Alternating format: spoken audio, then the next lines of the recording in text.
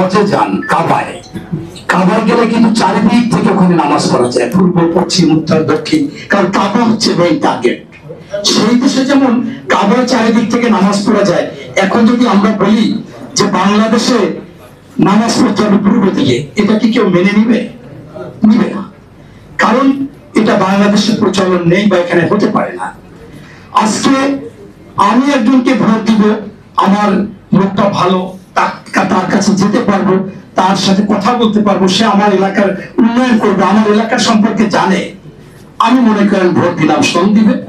দেখা গেল যে আমাকে একজন এমপি পাঠিয়ে দিল, আমি চেহারা ছুড়া চিনি না, একেবারে নতুন একজন লোক আসলো মালদ্বীপ থেকে, সন্দীপ ভোট দিলাম, আসলো মালদ্বীপ। এই যে বিষয়, এটা বাংলাদেশে কোনো সময় প্রযোজ্য না, হতে পারে না। তাই আমি সেদিন একটা টকশোতে গিয়ে বলেছিলাম যে এক ভদ্রলোক বিয়ে করেছে, বাচ্চা হয়েছে, ওই মেয়েটার আগে বয়ফ্রেন্ড ছিল, এখন সকল বয়ফ্রেন্ড কে সন্তানের ভাগ পাবে? এটা কি সম্ভব আদৌ? এই রকমের কথাবার্তা। সোজা কথা হচ্ছে, আজকে এই যারা কোন ভোট নাই, বাংলাদেশে একটা আসনে পাবে না, প্রত্যেকের জামানত বাজেয়াপ্ত হবে, তারা কৌশলের পর কৌশল, মানে এটা অপকৌশল, তারা সমুদ্রে অনেক সময় বান্দা দিতে চায়, বান্দা বুঝেন কিনা আমি জানি না, এই সমুদ্রে যদি বান্দা দিতে চাই আমি গিয়ে, সেটা কি সম্ভব? আজকে বাংলাদেশের সর্ববৃহৎ দল বিএনপি, এই বিএনপি হচ্ছে সমুদ্রের মতো, মানুষের কাছে স্থান করে নিয়েছে, এবং শহীদ প্রেসিডেন্ট জিয়াউর রহমান টেকনাফ থেকে তেতুলিয়া সকলের কাছে পছন্দনীয়, খালেদা জিয়া পছন্দনীয়, তারেক রহমান তার প্রতিচ্ছবি, সেখানে অন্য কোনো কারো স্থান নাই। তাই তারা পর্যায়ক্রমে এক এক সময় বলে আগে নির্বাচন নাকি সংস্কার, আবার বললো আগে নির্বাচন নাকি বিচার, আবার বললো স্থানীয় সরকার নির্বাচন নাকি জাতীয় নির্বাচন।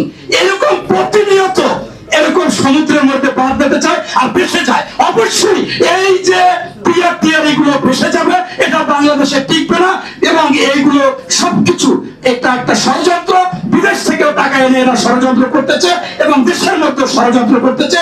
এইটা বাংলাদেশের জন্য প্রযোজ্য না, প্রযোজ্য না, প্রযোজ্য না। এবং সঠিকভাবে বাংলাদেশে নির্বাচন হবে। আজকে যারা আন্দোলন সংগ্রাম করলো, আপনারা জানেন যে আজকে আমরা অবাক হই, সকল পেপার পত্রিকা মিডিয়াতে এসেছে আবু সাইদের সমাধিতে, সেখানে একটা বড় করে সাইনবোর্ড দিয়েছে সে নাকি এনসিপির সদস্য। আরে ভাই, এনসিপি হলো কবে? আর ওইখানে ব্যানার কেন যাবে? এই যে সস্তায় কুড়িয়ে নেওয়া, সস্তায় দ্রুত ক্ষমতায় যাওয়া, লোকের পর লোক, আকাশচুম্বী লোক, এই লোকগুলো আজকে যাদের উপর ভর করেছে তারাই বলতেছে পিয়ার পদ্ধতি। একজন উপদেষ্টা বয়স হয় নাই, অস্ত্র লাইসেন্স করতে পারবে না, এয়ারপোর্টে তার ম্যাগজিন ধরা পড়ে, কি উত্তর, কোন উত্তর ভালোভাবে দিতে পারতেছে না। আপনারা প্রতিনিয়ত এরকম বাধা আসবে, ইনশাআল্লাহ আমরা এই জয়নাল আবেদীন ফারুক সাহেবের নেতৃত্বে, সালাম বাড়ির নেতৃত্বে, রফিকুল ইসলাম বাড়ির নেতৃত্বে, এবং যখনই কেন্দ্র থেকে কোনো আমাদের প্রোগ্রাম কর্মসূচি দিবে, আমরা ইনশাআল্লাহ ঝাঁপিয়ে পড়বো। এই 16 বছর আমরা জয়নাল আবেদীন ফারুক ভাই সবসময় প্রোগ্রামে ছিলাম।